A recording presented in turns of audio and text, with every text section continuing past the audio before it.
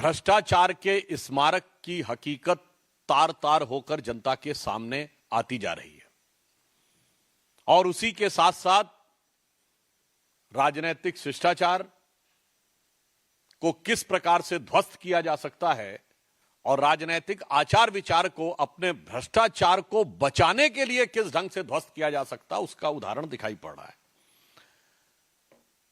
आज जिस प्रकार के घटनाक्रम और जिस प्रकार का भोंडा प्रदर्शन आम आदमी पार्टी के नेता सदन संसद में और एक मंत्री यानी नेता सदन श्री संजय सिंह और मंत्री श्री सौरभ भारद्वाज के द्वारा हुआ, वो जितना भी प्रयास कर लें परंतु शीश महल जो केजरीवाल जी की विलासिता का स्मारक है और इट इज द म्यूजियम, इसे अब वो बचा नहीं सकते। दिल्ली की जनता को जिस निर्लज्जता के साथ लूटकर इस शीश महल का में अनेक प्रकार की सुख भोग की वस्तुओं का संग्रहालय बनाया गया, उस हकीकत से वो बच नहीं सकते। और इसी से बचने के लिए जो कुछ उन्होंने आज किया है वो राजनीतिक दृष्टि से उच्छृंखलता, उद्दंडता और अराजकता का एक भोंडा प्रदर्शन है जो आम आदमी पार्टी के नेचुरल कैरेक्टरिस्टिक, स्वाभाविक प्रवृत्ति के अनुरूप है। इस विषय का तकनीकी पक्ष भी बताएंगे, मगर उससे पहले मैं बताना चाहता हूं, यह आम आदमी पार्टी का नेचुरल कैरेक्टर है कि हमेशा अराजकता पैदा करना, और इसी कारण माननीय प्रधानमंत्री जी ने इन्हें आपदा कहा है। मैं सिर्फ स्मरण कराना चाहता हूं, अक्टूबर 2012 में केजरीवाल जी भारत के एकमात्र पूर्व मुख्यमंत्री हैं जिन्होंने खुद खड़े होकर बिजली की तारें काटी थी। यह इनकी अराजक प्रवृत्ति का उदाहरण था। 2014 में गणतंत्र दिवस परेड पे बड़े से बड़े दौर में, आपातकाल के दौर में भी हम लोगों ने स्वतंत्रता दिवस और गणतंत्र दिवस पे कोई प्रदर्शन नहीं किया था। इन्होंने न सिर्फ धरना प्रदर्शन किया बल्कि धमकी दी थी कि राजपथ को प्रदर्शनकारियों से भर देंगे।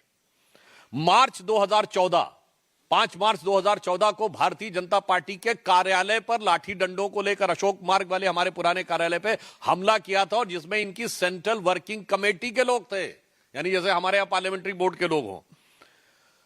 19 फरवरी 2018 को मुख्यमंत्री आवास के अंदर चीफ सेक्रेटरी के साथ भौतिक हिंसा, फिजिकल मारपीट की गई, पिटाई का आरोप। और 13 मई 2024 को अपनी ही पार्टी की सांसद स्वाति मालीवाल के साथ मारपीट। और आज 8 जनवरी 2025 को जबरन मुख्यमंत्री आवास पे पीडब्ल्यूडी मिनिस्टर कह रहा है। मैं उनसे पूछना चाहता हूं, अगर आपकी बातों में रत्ती भर भी सच्चाई थी तो आज चुनाव आचार संहिता लगने की इंतजार क्यों कर रहे थे आप? कल तक तो पीडब्ल्यूडी मंत्री महोदय के हाथ में सब कुछ था।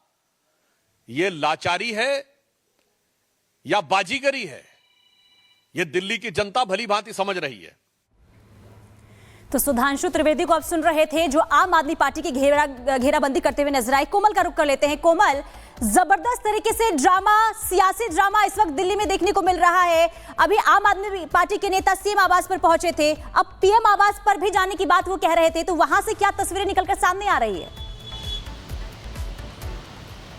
बिल्कुल, देखिए पूरे राजधानी दिल्ली में ड्रामा जो है राजनीतिक पार्टियों का वो साफ तौर पर देखने को मिल रहा है। लेकिन बात अगर हम करें सौरभ भारद्वाज और संजय सिंह की, तो सबसे पहला सवाल तो उन पर ही खड़ा हो रहा है कि आखिर जब उनके पास चाबी नहीं थी, पीडब्ल्यूडी के पास चाबी थी, तो उन्होंने मीडिया को आमंत्रण क्यों दिया? साथ ही साथ जब उन्हें अंदर जाने की परमिशन नहीं दी गई थी, चाबी नहीं थी, इसके साथ ही वो वहाँ पहुँचते हैं। सियासत जो है पूरी तरह से जोरों शोरों पर वहाँ पर देखने को मिलता है, यहाँ तक कि वो धरने पर भी बैठ जाते हैं। उसके बाद वो कहते हैं कि अब वो प्रधानमंत्री आवास के लिए यानी 7 लोक कल्याण मार्ग के लिए निकल रहे हैं।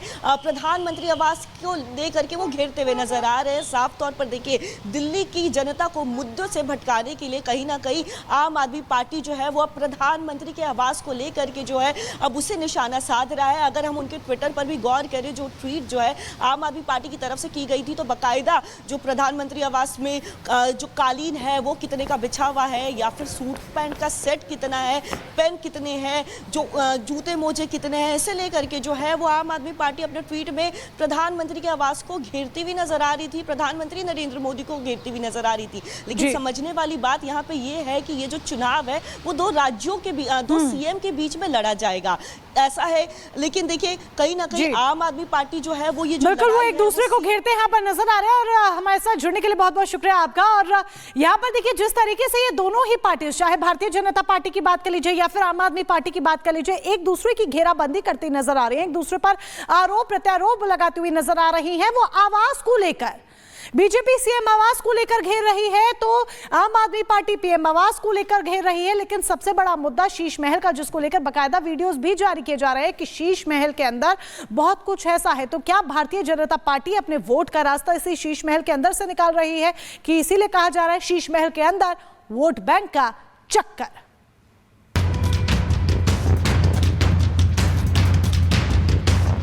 3 महीने में दूसरी बार उस मुख्यमंत्री आवास से निकालकर बाहर फेंक दिया। ये हमारे घर छीन सकते हैं, ये हमें गालियां दे सकते हैं, काम करने का जज्बा हमारे दिल में है, उस जज्बे को नहीं छीन सकते। दिल्ली विधानसभा चुनाव की तारीख के ऐलान के साथ ही सियासी रणभेरी भी बज गई है। चुनावी पारा चढ़ने के साथ ही दिल्ली का 6 फ्लैग स्टाफ रोड का ये आलीशान बंगला सुर्खियों का सेंटर बन गया है। सीएम आतिशी ने आरोप लगाया है कि जो मुख्यमंत्री आवास उनको अलॉट हुआ उसे पीडब्ल्यूडी ने रद्द कर दिया और इस सब के पीछे बीजेपी की साजिश करार दिया।